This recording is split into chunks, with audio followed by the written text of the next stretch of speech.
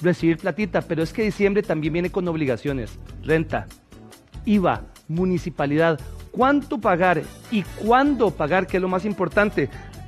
Aquí tenemos al abogado Felipe Guevara que está con nosotros y por supuesto vamos a abrir nuestro Facebook Live para ustedes. Licenciado, bienvenido.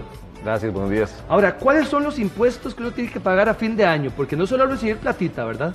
Sí, bueno, hay que recordar que a partir de la reforma fiscal del 2019, el sistema tributario y de declaración, antes el sistema terminaba al 30 de septiembre y había que pagar al 15 de diciembre.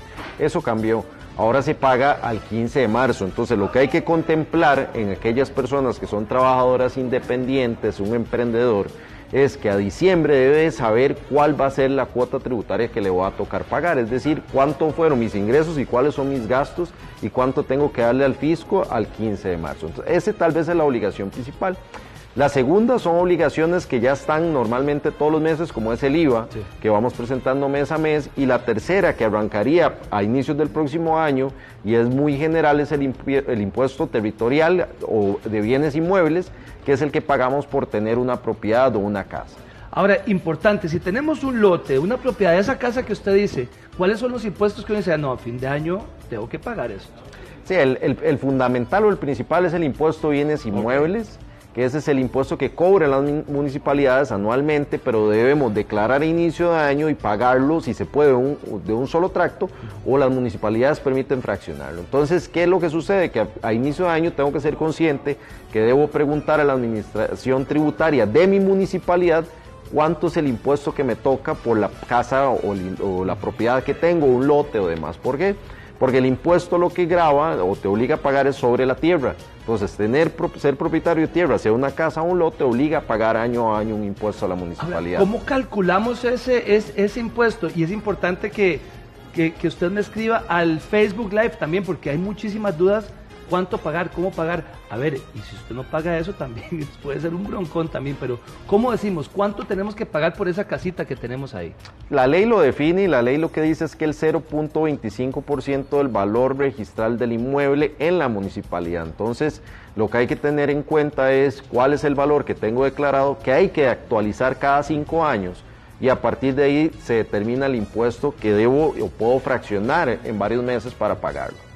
Ahora, ¿qué pasa si yo llego a la municipalidad y digo pero es que este monto está muy alto y mi casita tal vez no es tan grande para pagar ese monto? ¿Puedo apelar? Claro, incluso lo que se puede hacer es un reclamo administrativo sobre el valor del inmueble. ¿Por qué? Porque puede ser que hayan hecho un avalúo automático, que la municipalidad haya enviado un perito, haga un avalúo, y el valor que le hayan dado no es real porque mi edificación, mi casa no tiene ese valor. Entonces puedo presentar un reclamo con pruebas, fotografías y demás, y decir, bueno, o incluso afectaciones que no tengan nada que ver con uno, claro. Se instauró un botadero cerca y a eso hizo que mi precio de tierra se fuera para abajo, eso impacta el valor, entonces el impuesto a pagar es mucho menos. Bueno, y ahora démosle la vuelta a la tortilla, a veces hicimos un segundo piso, y la casa está más grande y uno dice, no, ¿y la MUNI será que me va a cobrar más por ese arreglo? Claro, de hecho, ahí entran dos temas. Para hacer cualquier tipo de remodelación o ampliación hay que pedirle permiso municipal, tiene un impuesto sobre la construcción que es del 1% del valor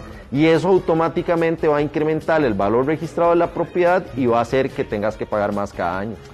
Cuando estamos hablando de impuestos, ¿en qué momento puedo exonerar? Decir, no, ya esto no lo pago, por esto y esto. Claro, la ley prevé proteger a las personas de menor ingreso que tienen un inmueble y es tan difícil en este país, claro, eso es un problema que hay que ir atacando la cantidad de impuestos, pero la ley permite que si el inmueble, sea la casa o el terreno, y es mi único bien, tiene un valor inferior a casi 21 millones de colones, 20.700.000, yo no pague nada.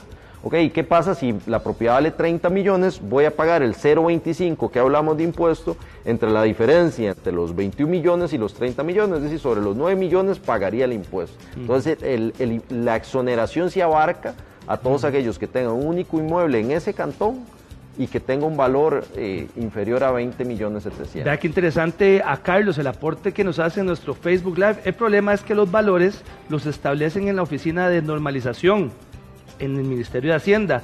¿Y cómo establecen ese valor? Si los valores solo aumentan, incluso más que la inflación acumulada en 5 años.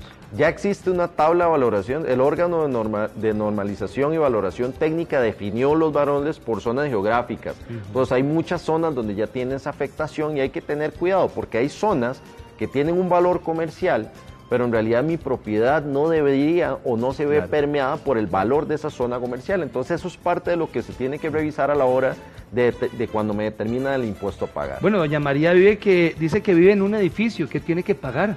Igual, al final de cuentas lo que se hace es, si vive en un edificio, eso es un condominio, el condominio lo que hace es que se divide en áreas comunes y mi unidad individual.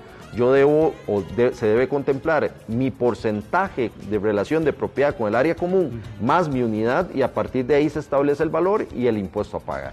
Y si tengo atrasados los impuestos municipales, que eso es un broncón también, y eso es verdad, eso es como que le llegue todos los días y usted paga impuesto y ahí va. Sí, el problema está en que el atraso genera el pago de intereses.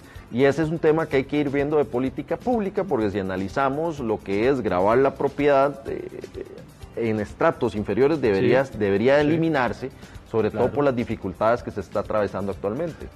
¿Hay un mecanismo para lograr alguna exoneración de eso, de casas pequeñitas? Es la única que prevé la que comentaba ahora, que si el valor es inferior a 20.700.000 no paga y a partir de ahí paga sobre el exceso, pero eso es lo único que existe. Ahora, ¿renta se le paga a Hacienda? Sí, renta se le paga a Hacienda. Nuestro sistema tiene varios impuestos. El impuesto de bienes inmuebles, que es el que veníamos hablando, se le paga a las municipalidades.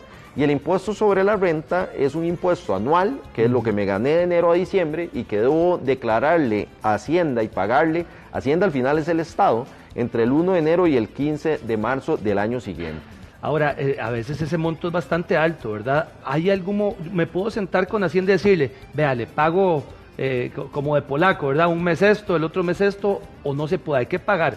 Técnicamente no es posible, a menos de que se haga un arreglo de pago. Es decir, yo termino el periodo, declaro, no puedo pagar y le digo a Hacienda, vea, no puedo pagar, hagamos un arreglo de pago, démelo en cuotas. El tema es que tengo que demostrar que no puedo pagar.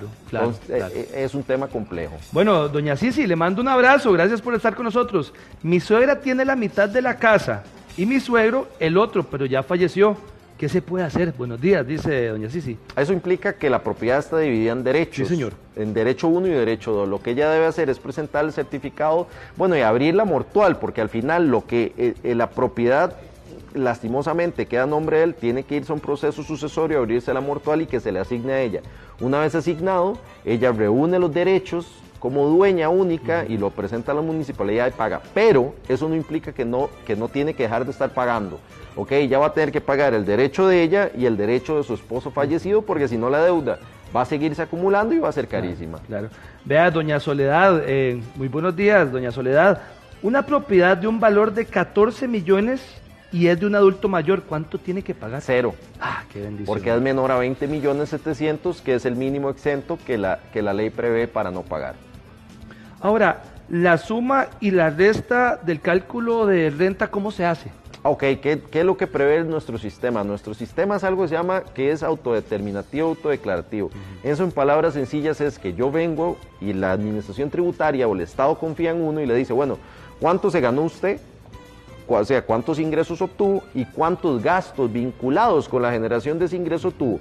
La diferencia es lo que a usted le toca aplicar la tarifa del impuesto y lo que le va a tocar pagar. Entonces es muy relevante que contemos con todas las facturas y todos los gastos para poder lograr bajar el porcentaje de impuesto que le va a tocar pagar al 15 de marzo de cada año. Vamos de a poquito, doña Miriam, aquí está con nosotros, porque antes se podía uno exonerar una vivienda que ya la persona murió.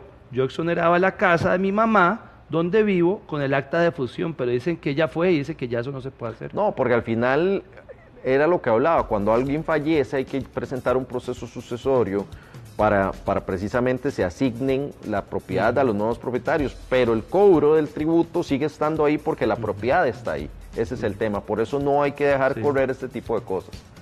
Doña Mora, vea qué interesante, ¿los bonos de vivienda pagan algo? Los bonos si supera los 20.700.000, sí. Si no lo supera, que la mayoría no debería pagar un solo colón ante la municipalidad. Si ella, doña Karen, si ella factura en exceso, pero los montos salen en cero, ¿tiene que pagar algo a fin de año? En renta estamos Sí, señor. hablando. Sí, señor. A nivel de renta, el tema es que existe también un mínimo exento. ¿Qué quiere decir eso? Que si llego y termino mi periodo fiscal y facturé 10 millones, pero tengo gastos por 8, la diferencia es 2, la ley prevé también un monto mínimo donde no tenés que pagar nada, ¿ok? Doña María Isabel, hola, un adulto mayor de 84 años, la casa tiene un valor de 10.500.000 colones y no puede pagar porque está enfermo. ¿Cuál es el trámite que tiene que hacer? No debería pagar, para empezar, Excelente. entonces deben ir a la municipalidad y ahí mismo presentar y decirle, revise en el registro público y en su catastro el valor de este inmueble y aplique la exoneración porque es inferior al monto que establece la ley. No debería estar pagando nada. Bueno, que de verdad, licenciado Felipe.